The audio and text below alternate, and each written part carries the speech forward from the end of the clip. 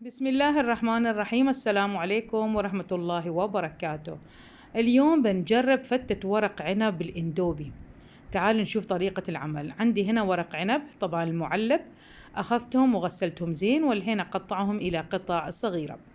جربنا أشكال وأنواع من فتات، لكن اللي بالاندومي إنه ليش ما نجرب، لكن صراحة طلعت لذيذة جدا. نقطع ورق العنب قطع صغيرة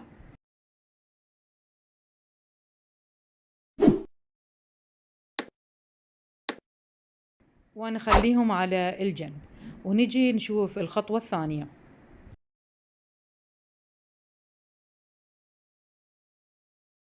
نجيب قدر على نار وأضيف تقريبا ربع كوب من زيت الزيتون، وبنزل بصلة واحدة كبيرة الحجم، أنا فرمتها ناعم بهذا الشكل. طبعا ما أضفت أي ماي وكذا فرمتها، ممكن تقطعونها بسكين لكن إلى قطع صغيرة. وملعقة كبيرة من الثوم، كلهم أطبخهم شوية دقيقتين ل3 دقائق حتى يذبل البصل والثوم. بعدين بننزل البهارات. البزار أنا بكتبها في صندوق الوصف، نفس الشيء لدقيقتين 3 دقائق. وبعدين بنزل ملعقة كبيرة من معجون الطماطم ونستمر في التقليب. وبعدين بنزل ورق العنب المقطع، أطبخهم تقريبا 5 دقائق إلى 7 دقائق. بعد ما أضيف الطماطم الحين نطبخهم تقريبا 7 دقائق. عندي هنا حبتين من الطماطم كذا فرمتهم ناعمة وعصرتهم بهذا الشكل. أقلبهم كلها مع بعض وبعدين أطبخهم تقريبا 5 إلى 7 دقائق. قبل نحركهم نقلبهم تقريبا دقيقتين 3 دقائق، وبعدين ننزل الطماطم وبعدين نطبخ 7 دقائق. حطيت تقريبا 3 أكواب من الماء العادي.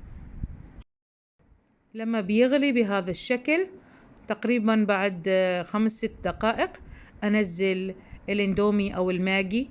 أنا استخدمت ماركة الماجي، ممكن تستخدمون ماركة الاندومي. أنا قطعتها بهذا الشكل، كسرت النودلز بهذا الشكل. ممكن تستخدمون أي البراند اللي انت تحبون. أنا استخدمت ماجي ممكن بالاندومي وكسرتهم بهذا الشكل. ممكن طبعا ما تكسرون لكن أنا كسرت. والبهارة والبزارات اللي موجودة داخل الماجي الباكتين أنا استخدمتهم بالكامل. باكتين استخدمت، والباكتين من البزار استخدمتهم كامل. بعدين نجي هنا نجهز الروب. عندي هنا علبة واحدة من الروب الزبادي، وأحط عليهم تقريبا ملعقتين كبار من الطحينية، ونعصر ليمون. أنا استخدمت ليمونتين حجم كبير، طبعا ممكن ليمونة واحدة لكن أنا حبيت أحط ليمونتين. أقلبهم كلهم بشكل زين، وأحط شوية من ماء ساخن وأقلبهم وأخليهم على الجنب. نجي هنا للفتة.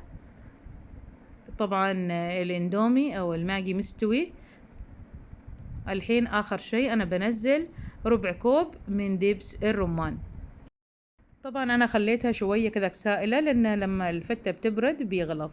انتوا على ذوقكم، إذا تحبون تطبخون شوية زيادة وتخففون من الماء، ذوق شخصي. أنا نسيت أحط الملح هنا في الروب، فحطيت رشة ملح وقلبتهم مع بعض. الحين بنزلهم في صحن التقديم، كله نزلته كذا في الصحن. وعندي طبعا أزين بخبز المقلي.